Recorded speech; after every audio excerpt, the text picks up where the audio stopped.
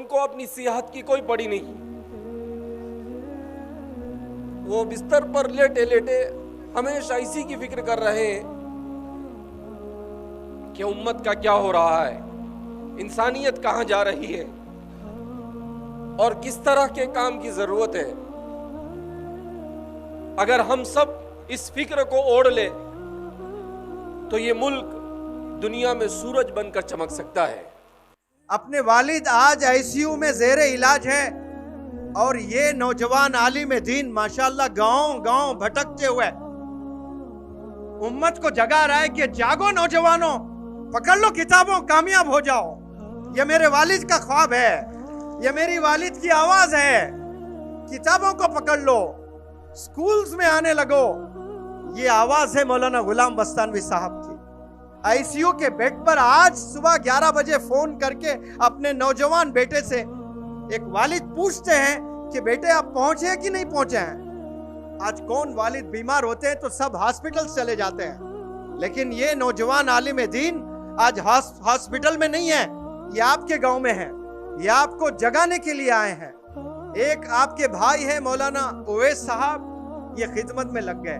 6 مہینے سے دیکھ رہا ہوں, جب میری نظر مولانا غلام بستانوی صاحب پر گئی ہے, سایہ کی طرح خدمت کر رہے ہیں ماشاءاللہ. اور ایک شعر کو چھوڑے ہیں دنیا میں کہ جاؤ علم کو پھیلاؤ. نام میں نے رکھا ہے ادارے کا اشاعت, سپریڈ کرنا ہے. ہاسپٹل میں بیٹھ کر سپریڈ نہیں ہوگا. اشاعت کا مطلب ہے سپریڈ کرنا ہے, پھیلانا ہے. میرا ایک بیٹا میرے ساتھ ہے, چھوٹا بیٹا. آپ بڑے بیٹے ہو, بڑی ذمہ داری ہے آپ کے شولڈرز پر. آپ نے کام کرنا ہے اور یہ کام کر رہے ہیں. والد وہاں زیر علاج, کل شولاپور میں بیان, آج لاتھور ڈسٹرکٹ میں بیان. کہاں کہاں گھوم کر رہے ہیں. یہ صرف سینے میں درد لے کر گھوم رہے ہیں آپ کی فکر کو لے کر کہ آپ کامیاب ہو جائیں. برادران اسلام اور کسارا بارکنڈا اور اس علاقے کے عثمان آباد اور لاتور کے اس علاقے سے تعلق رکھنے والے تمام کے تمام باشندگان, آپ حضرات تعلیم کے عنوان پر اور تعلیم کی بیداری کے عنوان پر یہاں پر عوام اور خواص سب امنڈ پڑے ہیں اور بڑے شوق اور ذوق کے ساتھ یہاں جمع ہوئے.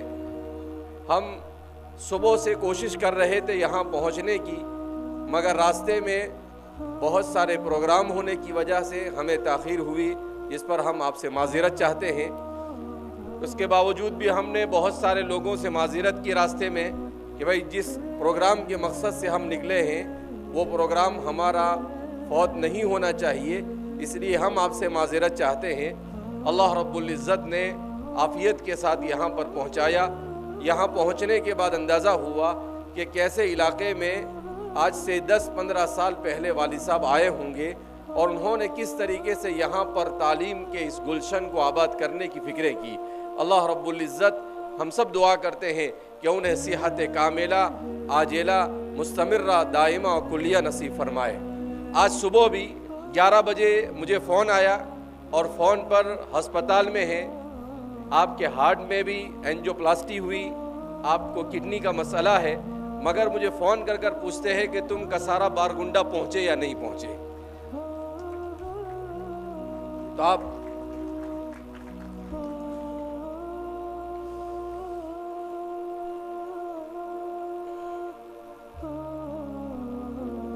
اندازہ لگا سکتے ہیں کہ اس شخص کے دل میں انسانیت کا کتنا درد ہے. ان کو ایک ہی دھن سوار ہے کہ کس طریقے سے اس ملک کے باشندوں کو تعلیم سے آراستہ کر دیا جائے. ان کو اپنی صحت کی کوئی پڑی نہیں. وہ بستر پر لیٹے لیٹے ہمیشہ اسی کی فکر کر رہے ہیں کہ امت کا کیا ہو رہا ہے, انسانیت کہاں جا رہی ہے اور کس طرح کے کام کی ضرورت ہے. اگر ہم سب اس فکر کو اوڑھ لے تو یہ ملک دنیا میں سورج بن کر چمک سکتا ہے. میرے بھائیو, دوستو اور بزرگوں, آج اس دنیا میں 800 کروڑ انسان ہے, مگر اس دنیا میں درد رکھنے والے دل نہیں ہیں. آج کی دنیا میں نفرتوں سے بھرے ہوئے دل ہے, آج کی اس دنیا میں محبتوں کی ضرورت ہے. دنیا کا کوئی مذہب، دنیا کا کوئی کانسٹیٹیوشن، دنیا کا کوئی دستور اور دنیا کا کوئی قانون نفرت نہیں سکھاتا ہے. دنیا کا ہر مذہب انسان کو انسان کے ساتھ محبت کرنے کا سبق سکھاتا ہے. دنیا کا ہر قانون، چاہے وہ کیسا ہی گیا گزرا قانون ہو، مگر کسی قانون میں ایسا نہیں لکھا ہے کہ ایک دوسرے کے ساتھ نفرت کی جائے. ہر قانون یہ سکھاتا ہے کہ سب کو آپس میں محبت کے ساتھ اللہ کی زمین کے اوپر رہنا ہے. ہم سب ایک ماں باپ کی اولاد ہے. قرآن کریم کی جو آیت کریمہ میں نے آپ حضرات کے سامنے تلاوت کی وہ یہی کہتی ہے. آج کا انسان پریشان ہے، وہ یہ معلوم کرنا چاہتا ہے کہ آخر اس دنیا میں انسان کیسے آیا، اس دنیا میں انسان کیوں آیا اور اس دنیا میں انسان کو کیسے زندگی گزارنی چاہیے.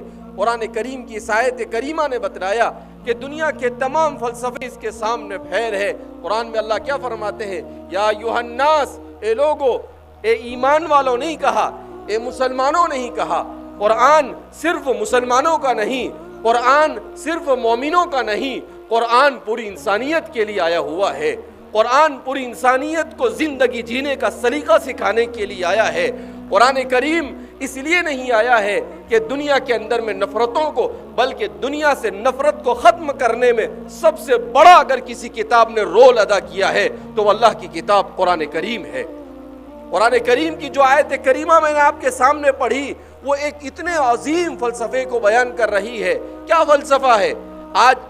آج اسکول میں ہمارے بچے پڑھتے ہیں، کالجوں میں پڑھتے ہیں، اور جگہ جگہ پر انسان سوچتا ہے کہ انسان اس دھرتی پر کیسے آیا. اللہ نے بتلایا کہ انسان اس دھرتی پر کیسے آیا. کہا سیدھی سی بات ہے، this is a special creation of God. یہ اللہ کا سب سے خصوصیت کے ساتھ بنائی ہوئی مخلوق ہے. اللہ نے اسے بنایا ہے. قرآن کریم اسی کو کہتا ہے، یا ایھا الناس، اے لوگو، اتقوا ربکم الذی خلقکم، تم ڈرو اپنے اس پروردگار سے، الذی خلقکم من نفس واحدہ، جس نے تمہیں ایک نفس سے پیدا کیا. اللہ نے سب سے پہلے حضرت آدم علیہ السلام کو پیدا کیا. وَخَلَقَ مِنْهَا زَوْجَهَا، اور پھر ان سے ان کی بیوی حضرت حوا کو پیدا کیا، اور پھر اسی حضرت حوا اور آدم کو زمین پر بھیجا. ان سب کو جنت میں، پیراڈائز میں بنایا اللہ نے، پھر زمین پر بھیجا. وہ زمین پر آئے. وَبَثَّ مِنْهُمَا رِجَالًا كَثِيرًا وَنِسَاءً، قرآن میں اللہ اعلان کرتا ہے، اور پھر ان دونوں کے ذریعے سے اس زمین پر انسانوں کی آبادی شروع ہوئی. اور آج 2023 میں جب ہم یہاں پر کھڑے ہوئے ہیں تو اللہ کی زمین پر ان دو آدمیوں نے جس گلشن کو اللہ نے جن کے ذریعے سے آباد کیا تھا، 800 کروڑ انسان ہے، اور ان سب کا ڈی این اے، ان سب کا رشتہ اسی آدم اور حوا سے جا کر ملتا ہے. ہم آج دنیا میں ایک دوسرے سے نفرت کر رہے ہیں. کیوں نفرت کر رہے ہیں؟ میرا، آپ کا، چاہے وہ مسلمان ہو، چاہے وہ ہندو ہو، چاہے وہ سکھ ہو، چاہے وہ عیسائی ہو، چاہے وہ مرد ہو، چاہے وہ عورت ہو، چاہے وہ کسی خاندان سے تعلق رکھتے ہو، سب کا تعلق ایک ہی ماں باپ سے ہے، اور وہ ہے آدم اور حوا علیہ السلام. کیا ایک ماں باپ کی اولاد ہونے کے بعد بھی جھگڑا کر سکتے ہیں؟ کیا ایک ماں باپ کی اولاد ہونے کے بعد بھی آپس میں ایک دوسرے کے خون کے پیاسے ہو سکتے ہیں؟ کیا ایک ماں باپ کی اولاد ہونے کے بعد بھی اس طریقے سے ہم مال کے پیچھے بھاگتے ہیں کہ ہم نہ رشتے کو دیکھتے ہیں؟ ہم اس طریقے سے دنیا اور منصب کے پیچھے بھاگ رہے ہیں کہ ہمیں انسانیت کی کوئی پڑی نہیں ہے، ہم نے انسانیت کو بھینٹ چڑھا دیا ہے. میرے بھائیو، دوستو اور بزرگوں، ضرورت ہے اس دنیا کو محبت کی. اس دنیا میں سائنس بھی ہے، دنیا میں ٹیکنالوجی بھی ہے، دنیا میں سب کچھ آ گیا، مگر محبت اس دنیا سے رخصت ہو گئی. اگر دنیا میں ساری انسان کی ضرورتیں اور سائنس اور ٹیکنالوجی کہاں سے کہاں انسان کو پہنچا دے، لیکن محبتیں نہیں ہوگی تو یہ دنیا کا سارا کے سارا نظام بیکار ہے. کیا کرے گا انسان اس زمین پر رہ کر؟ آپ کے پاس سب کچھ ہے، مگر ایک انسان دوسرے انسان کو دیکھنے کے لیے تیار نہیں. ایک انسان دوسرے انسان سے محبت سے بات کرنے کے لیے تیار نہیں. रसूलुल्लाह सल्लल्लाहु अलैहि वसल्लम जिस दीन को लेकर आए उस दीन में क्या सिखाया? हुजूर ने फरमाया वतिलाक़तुका फ़ी वजहि अख़ीका सदक़तुन, और तेरे अपने भाई को खंदा पेशानी से मिलना, मुस्कुराते हुए चेहरे से मिलना, ये भी सदका है। क्या तालीम दिया कि आपको कोई मिले तो आप अपना मुंह मत फुलाइए, आप नाराजगी का इजहार मत कीजिए, आप उससे मोहब्बत के साथ मिलिए। अल्लाह के रसूल सल्लल्लाहु अलैहि वसल्लम की तालीमात को उठाकर देखे, आपने जानवरों के साथ रहमदिली का मामला किया, आपने इंसानों के साथ रहमदिली का मामला किया।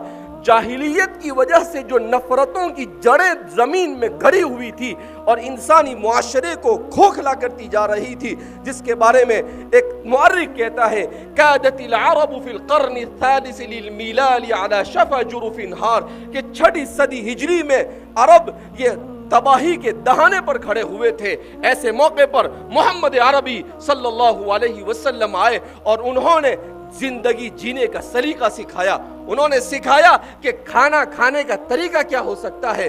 उन्होंने सिखाया कि अच्छे मुआशरे में बेहतरीन बाप बनना कैसे मुमकिन हो सकता है, एक अच्छी माँ कैसे मुआशरे में वजूद में आ सकती है। उन्होंने जाहिलियत को ख़त्म किया और उन्होंने दुनिया में तालीम को आम किया, और उसी तालीम की बरकत से आज 8 साल पहले अमेरिका का एक जनरल रिटायर होने के बाद किताब लिखता है और उस किताब के अंदर में एतराफ़ करता है द वर्ल्ड विदाउट इस्लाम, कि अगर इस दुनिया में इस्लाम न होता तो आज जो थोड़ा बहुत अमन है वो दुनिया में वो अमन भी बाकी नहीं रहता।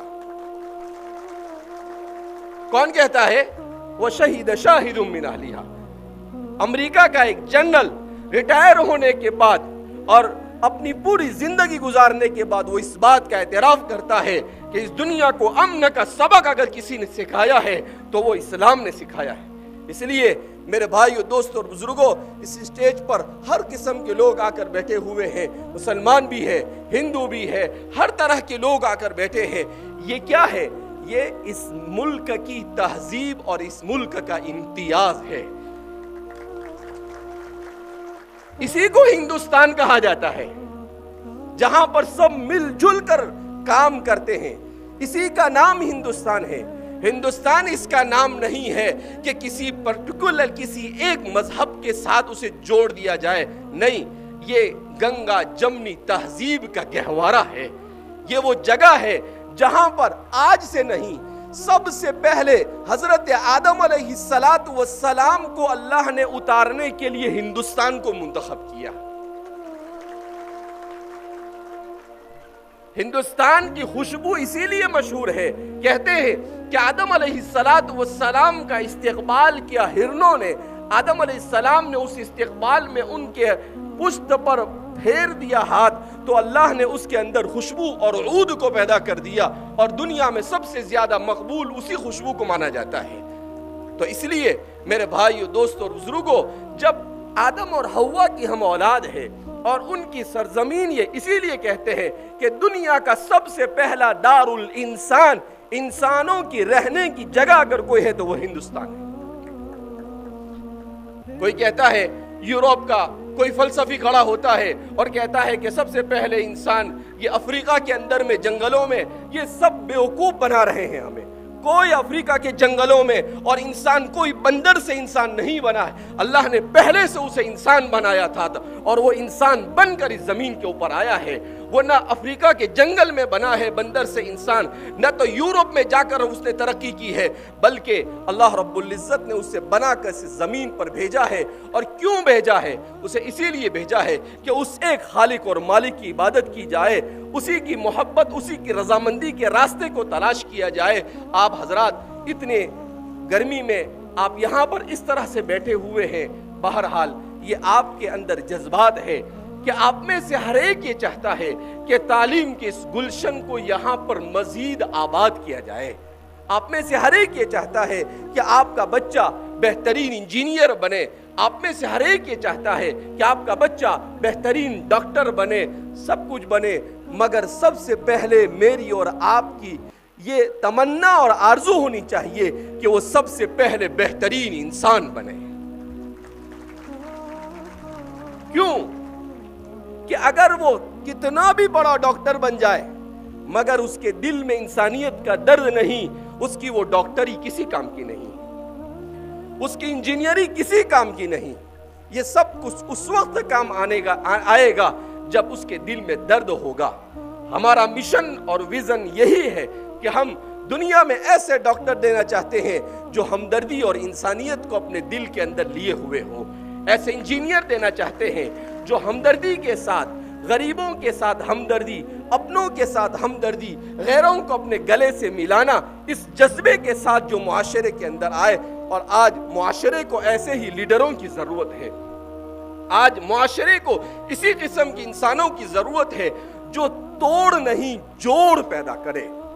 معاشرے کو جوڑنے والے چاہیے، توڑنے والے تو بہت آسانی سے مل جاتے ہیں اور توڑنے کے لیے محنت نہیں کرنی پڑتی ہے، مگر تعجب ہے 21ویں صدی کا ترقی یافتہ انسان توڑنے کے لیے جتنی محنت کر رہا ہے کبھی جوڑنے کے لیے اس نے اتنی محنت نہیں کی۔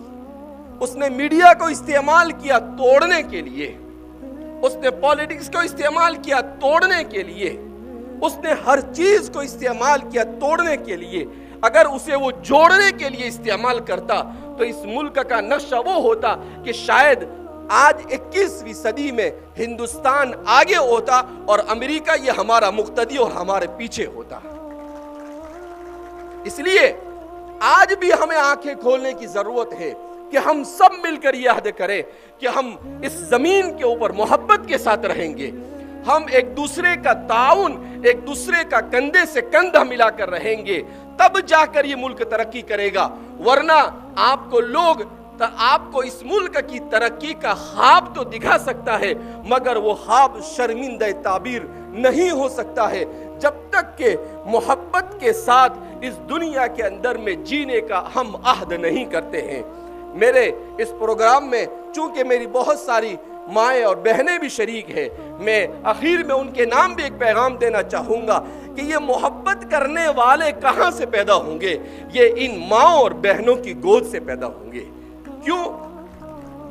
اس لیے کہ بچوں کی تربیت کہاں ہوتی ہے؟ سب سے پہلا مدرسہ یہ ماں کی گود ہے۔ اگر ماں نے محبت کرنا سکھایا تو وہ زندگی پر انسانوں سے نہیں اللہ کی ہر مخلوق سے محبت کرے گا، اور اگر ماں نے نفرت سکھائی تو وہ زندگی پر لوگوں سے نفرت ہی کرتا رہے گا۔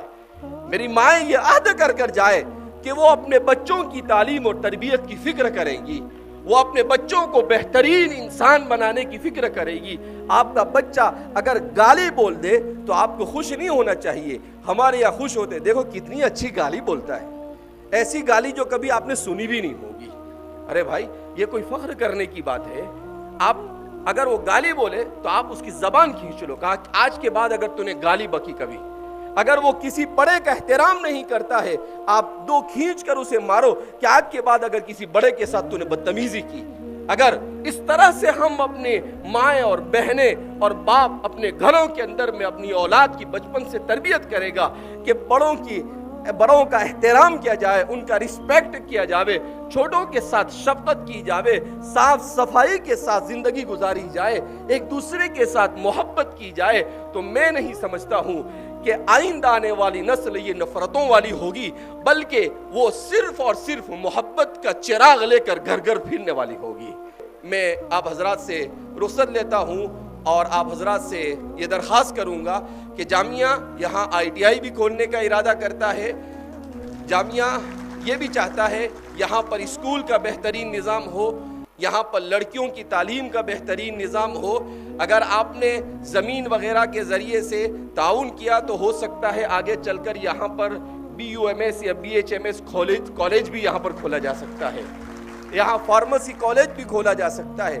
آپ جتنا تعاون کریں گے جامعہ آپ کے ساتھ آگے بڑھنے کے لیے تیار ہے۔ اللہ رب العزت ہم سب کو اس ملک کو خوبصورت بنانے میں ایک دوسرے کا ہاتھ بٹانے کی توفیق مرحمت فرمائے۔ اللہ ہم سب سے راضی ہو جائے، ایسے اعمال کی توفیق مرحمت فرمائے۔ اس پروگرام کے لیے ناظم ہمارے کسارا بارکنڈا مدرسے کے ناظم اور یہاں کے امیر صاحب اور جتنے بھی احباب ہندو مسلم بھائیوں نے محنتیں کی ہے اور قربانیاں دی ہے، میں دل کی گہرائیوں سے اپنی طرف سے اور میرے اپنے والد صاحب کی طرف سے ان کا شکریہ ادا کرتا ہوں۔ اللہ رب العزت ہم سب کے یہاں پر جمع ہونے کو قبول فرمائے، اور اللہ رب العزت اس جمع ہونے کو یہاں کے ترقی اور یہاں میں تعلیمی اور یہاں پر تہذیبی ہر اعتبار سے ترقی وجود میں آئے، ایسے اسباب مہیا فرمائے۔ وآخر دعوانا الحمدللہ رب العالمین۔